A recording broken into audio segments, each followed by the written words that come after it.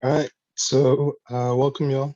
This is the last day for this week 7, and we're going to be talking about research, the importance of research as it relates to business planning and, just like expanding your business, as we're going along. So I'll just get into it. If you all have any questions about the business model canvas or the comparisons between the business model canvas and the business planning uh, that was done earlier this week, you're definitely welcome to put it in the chat or unmute and ask questions. Where we are starting now, so as we're like creating our business model canvas, the 9 different sections, key activities, resources, revenue streams, etc. We're gonna want to we're going to want to be able to verify or validate the things that we're saying. And if we don't have the experience, or the numbers from past business ventures to show people like, yeah, this is what it will be. And I know this because this is what it was last time or the last 5 times. Like if we're unable to do that, we have to, definitely put our minds into market research, business research. I pulled up this website because they kind of show these 8 different categories, which roughly equate to what's on the business canvas, but they also talk more in depth about the different kinds of research, quantitative and qualitative. This will be linked inside of the curriculum if you all want to read more about it. We're going to be talking about survey research and kind of like secondary research, going in and finding reports that other folks have done today. So shouts out to the Youth Impact Hub. I was a mentor there for about 2 years. And they have a really good like curriculum binder, which I'm gonna use again today to talk about direct market research. And this is, steps you all can take, especially the co-op dev folks, to validate the value proposition around your products and services.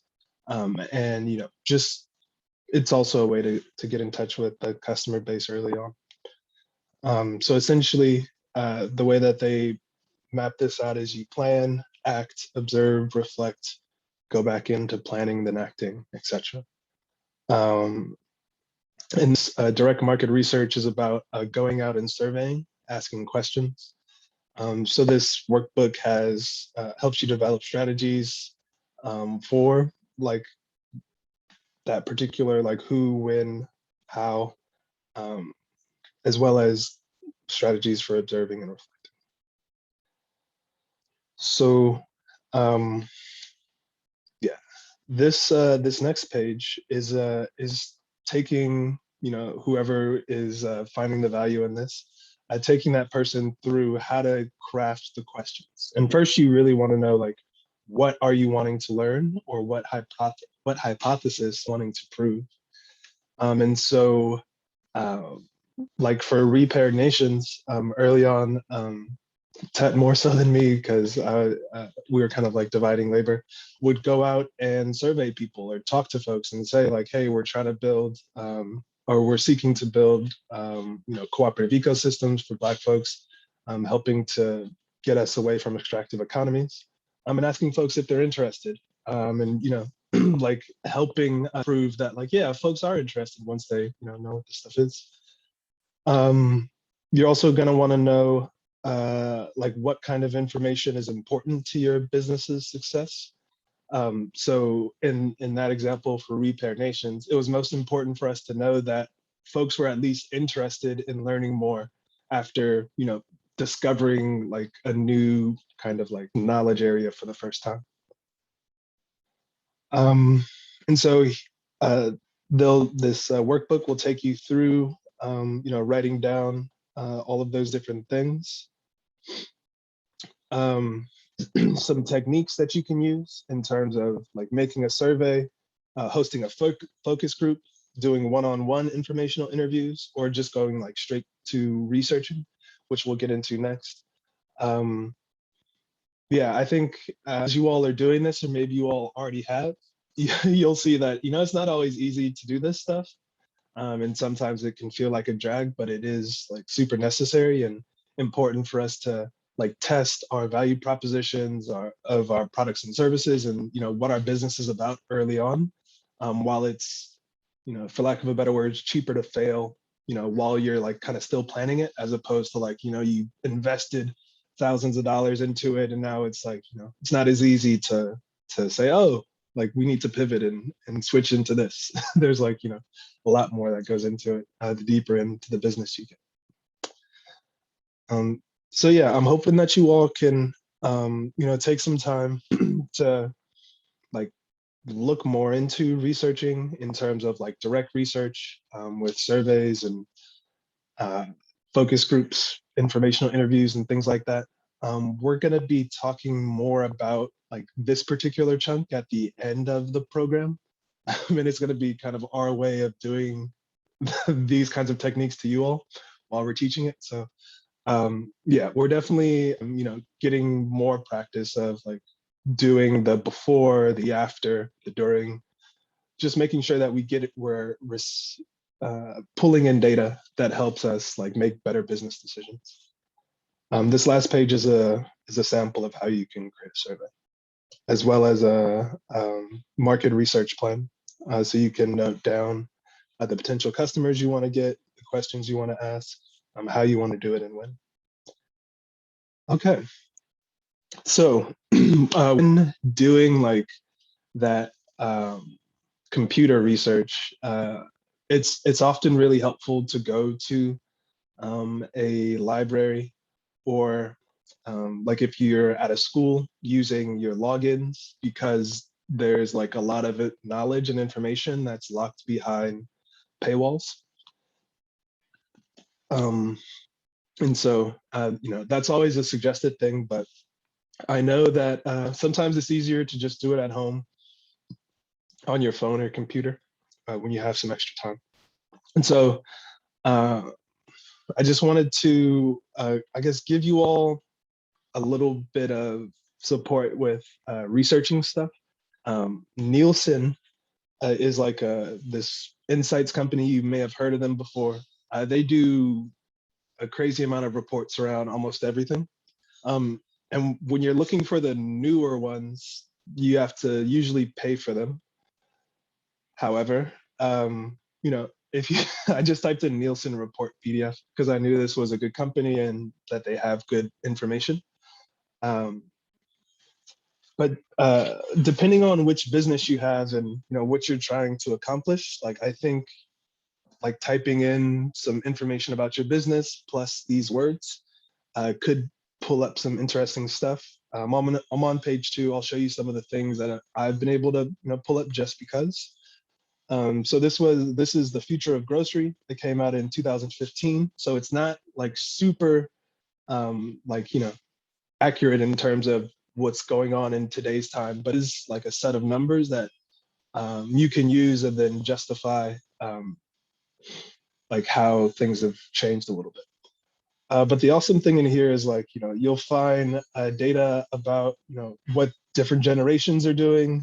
It's talking about like ordering online versus other things in relation to a grocery store, like what's happening in different countries, how they're doing it. And so you can see like, really large scale consumer and market trends through these Nielsen reports, which is something that will help you while you're crafting your business model canvas, your business plan, or even, and to be honest, the like those 9 sections, like each of those need their own research and can like, take a long time to do and like to craft and perfect.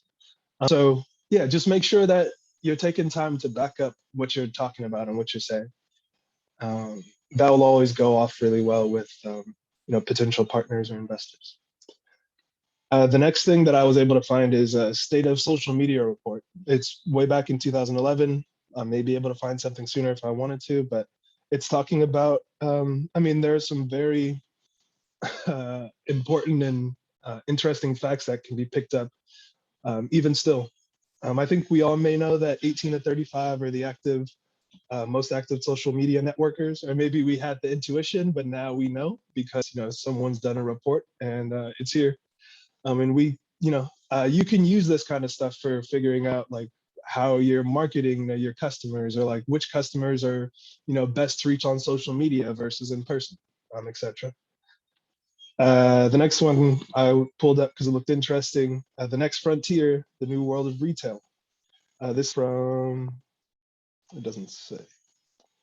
But in here you'll find the first thing that I found, some cool market things talking like what different shoppers are bound to do in terms of online versus offline. You're seeing males are like 44%, 44% of them are shopping online. Lots of people with low household income are shopping online, and yeah, just very interesting things. And all of these are going to be helpful in the different parts of your business model canvas or business plan, depending on what you're looking for in terms of like stuff about your customers or stuff about your market size. This is from Nielsen about the impact of COVID. And some of y'all, I think all of us in our businesses have had to shift. Um, and yeah, this is something you can rely on to talk about. Like, yeah, this is how other businesses and customers are shifting. I think this is the right pathway to go, or I don't think it's the right pathway to go because of X, Y, and Z. So you can see, what's going on here. Another one, Total Consumer Report, 2018, not that long ago. And you can see lots of stuff in here, like how often folks are dining out versus eating in, what people are most concerned about, what they're most confident in. Yeah, there's just lots of information that you can just by typing in Nielsen report PDF. This is about fast moving consumer goods in e-markets. Well, it's supposed to be a fast growing market. I learned that just by doing this. But anyway, that's all I wanted to show you all with the interv research section. And just wanting to, at the end, give you all some insight or an example of the things you can find just through Google. But yeah, I'm hoping that, yeah, the co-op dev folks look through the Youth Impact Hub binder and yeah, figure out how and when they want to do that for their business and for testing their products. And for everyone else, appreciate you popping in. We're going to be talking about goal setting next week, which is going to be really awesome. Yeah, I'm hoping y'all can come because we're going to be talking about a bunch of different ways to goal set and practice, as well as yeah, selections from Think and Grow Rich, which is an awesome book. Tet, you want to say anything to take us out? No, I think that was it. Yeah, great week, everyone. Yeah, and we will see y'all next week.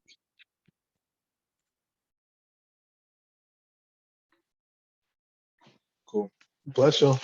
Thanks for coming in. If you have questions or comments, always welcome to hear and talk about them. But that's the end of the plan part.